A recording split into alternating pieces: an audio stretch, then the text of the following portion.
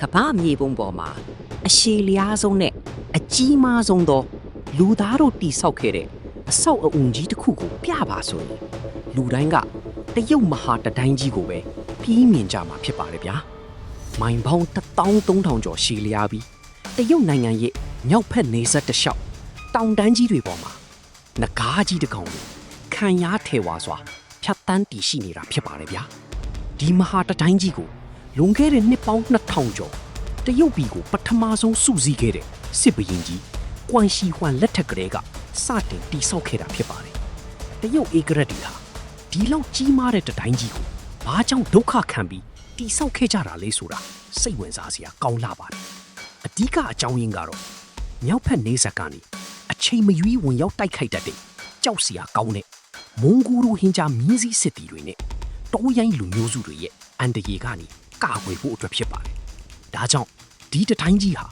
တာမန်တတိုင်းတစ်ခုမဟုတ်ဘဲစစ်သားတွေကင်းဆောင်ဖို့မျိုးစင်းတွေစစ်စခန်းတွေနဲ့မိခိုးအချက်ပြစနစ်တွေပါဝင်တဲ့ကမ္ဘာအဆင့်မြင့်ဆုံးစစ်ဖက်ဆိုင်ရာနေဆက်ခန့်တက်ကြီးဖြစ်ခဲ့ပါတယ်ဗျာခံရလာတဲ့ဒီတတိုင်းကြီးရဲ့နောက်ွယ်မှာတော့အလွန်ဝမ်းနည်းစရာကောင်းတဲ့အလုံသမားတွေရဲ့တူးရင်းနဲ့မျက်ရည်သမိုင်းချောင်းတွေရှိနေခဲ့ပါတယ်ကြောက်တုံးကြီးတွေကိုလက်ပလာနဲ့တောင်ပေါ်အထိတေးခဲ့ရတဲ့လေသမားတွေရာဇဝတ်ကောင်တွေနဲ့စစ်တုံးပန်းပေါင်းတိုင်းချီဟာအစာရည်စာပြက်လက်မှုထမ်းကြောင့်တတိုင်းအောက်မှာပြီးအသက်ပြောက်ခဲ့ကြရပါတယ်ဒီသားခံတွေရဲ့အဆိုရတော့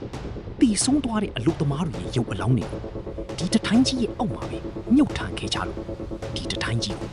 ကပ္ပအရှိဆုံးတင်းကြကိုကြီးလို့တော့တင်စားခုံလို့ပါတယ်ဗျာခင်မီဆက်ရန်တရားတွေလုံးဝမရှိသေးတဲ့ရှီခေတ်ကာလမှာ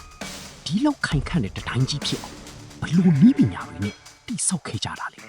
သိပ္ပံပညာရှင်တွေလီလာချက်အရာတတိုင်းရဲ့ကြောက်တုံးတွေတစ်ခုနဲ့တစ်ခုဆက်ဆက်ဖို့အတွက်ကျွန်တော်တို့နေ့စဉ်စားသုံးနေတဲ့ကောင်းကြီးစာထုံးကြောက်တွေနဲ့ရောစပ်စီပစ်တဲ့အင်္ဂတိအဖြစ်အသုံးပြုခဲ့ကြတာဖြစ်ပါတယ်ဒီကောင်းကြီးစာနည်းပညာကြောင့်ပဲမဟာတတိုင်းကြီးဟာ